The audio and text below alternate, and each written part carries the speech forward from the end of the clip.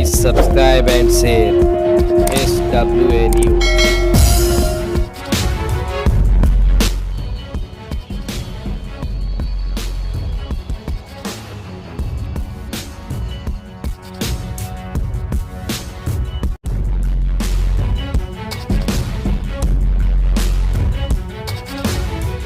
हालात है, देश की हालात है। हम सब की जिम्मेदारी बनती है कि हम सारे लोग देश को बचाने की लड़ाई जो लड़ी जा रही है, देश में तानाशाही खत्म करने के लिए, देश में को मजबूती की राह पर ले जाने के लिए, देश की एकता, अखंडता, भाईचारगी, हिंदू मुस्लिम एकता, देश में बढ़ती हुई महंगाई, बेरोजगारी, बहुत सारे मसले पिछले 10 साल में मोदी सरकार ने इस देश में खड़े किए हुए। आज नौजवान डिग्रियां लेके घूम रहा है, उसको रोजगार नहीं है। तो बहुत बड़ी देश बहुत ही मुश्किल से दौर में गुजर रहा है। हम सब की जिम्मेदारी है। सवाल अनिल देसाई की उम्मीदवारी का नहीं है, सवाल उनके चुन के जाने का नहीं है, सवाल इस देश को बचाने का है।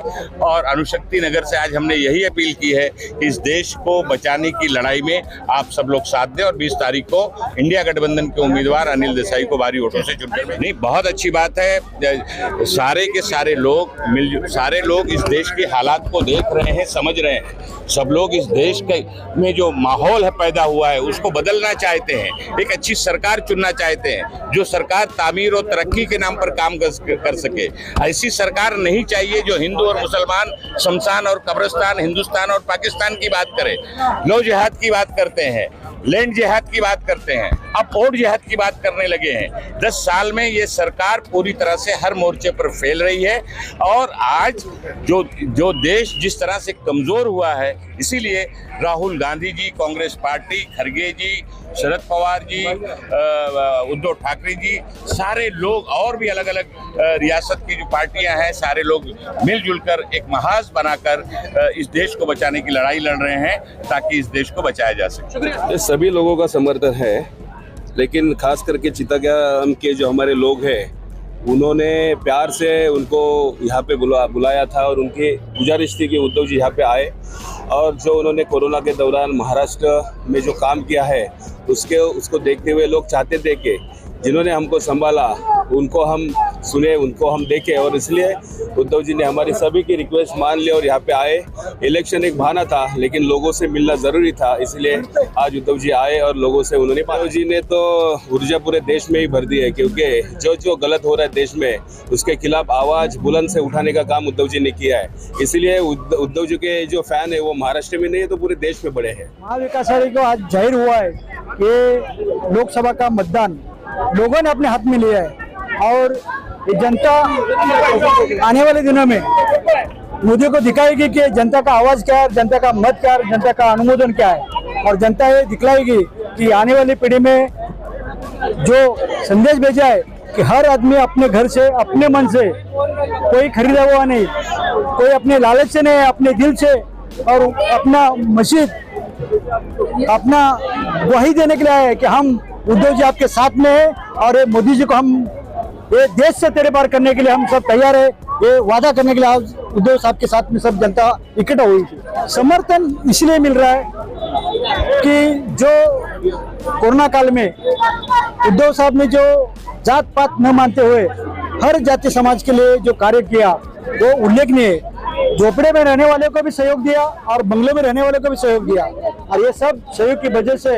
हर इंसान चाहता है कि ऐसा आदमी जो भरी कुर्सी में उनको उतर पाए किया तो वापस वही कुर्सी में बैठा जाए, ऐसा हर एक इंसान का दिल बलता है। आप लोग ने खुद देखा होगा क्या माहौल था, पूरा चित्तगांव पूरा एक हो गया था, ये पूरा रोड ब्लॉक था। आप लोग ने खुद देखा होगा, माहौल तो आप लोग को क्लियर दिख रहा है। सिंपल सी बात है, अनिल देसाई वन साइड है, 1,00,000-1,50,000 के मार्जिन से जीतने वाले हो, कंफर्म 101%। युवाओं का पूरा सपोर्ट है, क्योंकि आपने देखा है क्या हो रहा है। अभी कल तक का यहाँ पे गटर का पानी बह रहा था पूरा बाहर तक का, ये हाल है चित्तगांव का।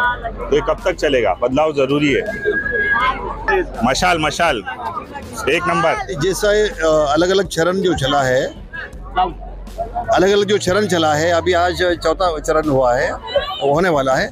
हर चरण के बाद में मोदी सरकार के पास अपनी अचीवमेंट, अपनी उपलब्धियां बोलने के लिए कुछ नहीं है, इसीलिए मुसलमानों के ऊपर, बच्चे पैदा करने वालों के ऊपर ये सब बातें किए जा रहा है। और मोदी जो यूएस में, यूके में जाकर के कहा है कि जब वहाँ के पत्रकार ने सवाल किया उनसे ये सेकुलरिज्म के बारे में, तो उन्होंने कहा कि हमारे रग रग में जो है सेकुलरिज्म भरा हुआ है। लेकिन जैसा ही इलेक्शन यहाँ पर शुरू हुआ, हर बार जो है मोदी जी हर एक इलेक्शन के चरण के बाद में जो है मोदी जी का बौखलाहट जो है बढ़ते जा रहा है। इसी तरीके से बीजेपी का जो पारंपरिक जो वोटर्स है वो लोग भी जो है बीजेपी के लिए वोट करने के लिए बाहर नहीं निकल रहा है। हर जगहों से जो न्यूज़ आ रहा है उस पर ये पता चलता है कि मोदी जी के पास कहने के लिए कुछ नहीं है।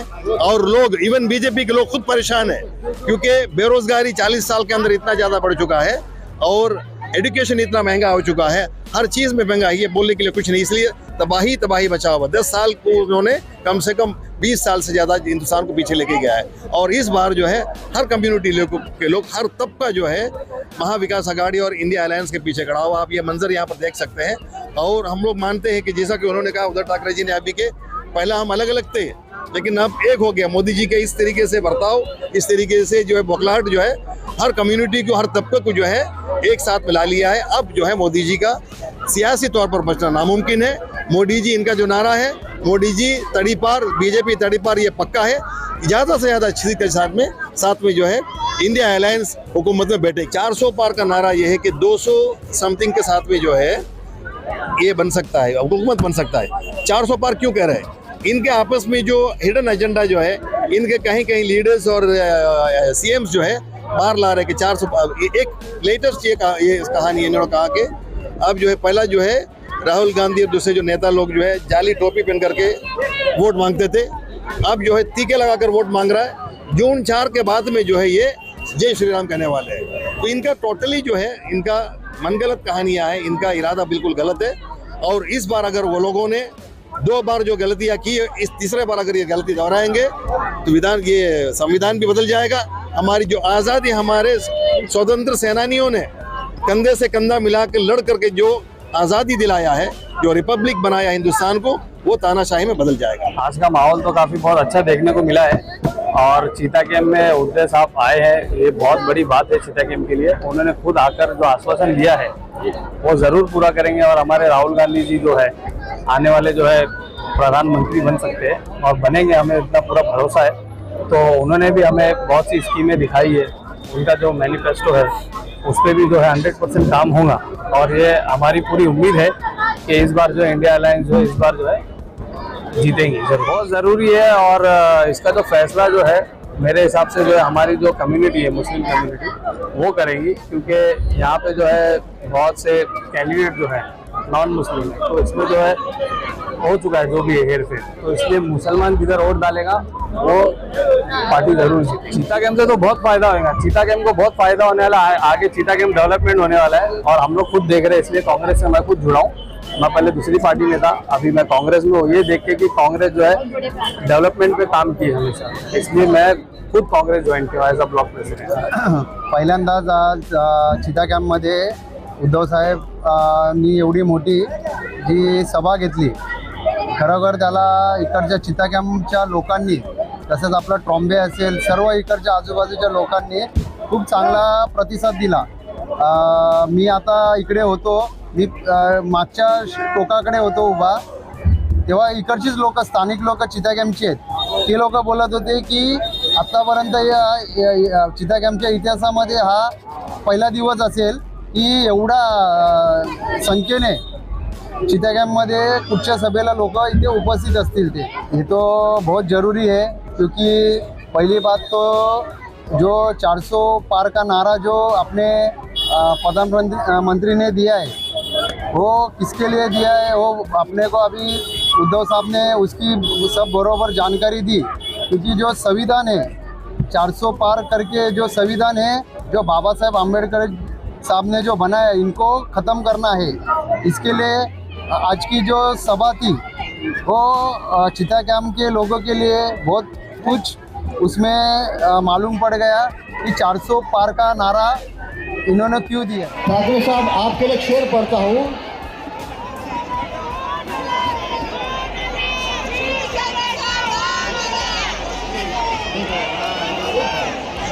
बसा बसा बसा। घुसता दिया नहीं हूं,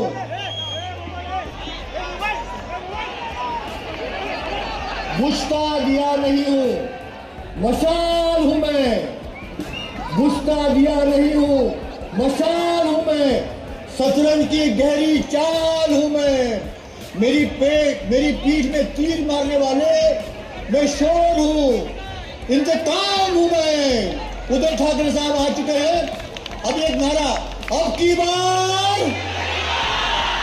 अब की बार।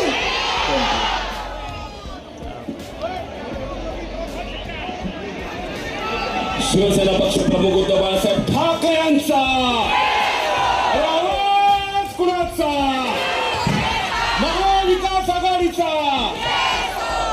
मी सन्माननीय शिवसेना पक्ष प्रमुख माजी मुख्यमंत्री आदरणीय उद्धव बाळासाहेब ठाकरे यांना विनंती करतो की आपण छत्रपती शिवाजी महाराजांच्या पुतळ्यास आपण पुष्प अर्पण करायचं आहे।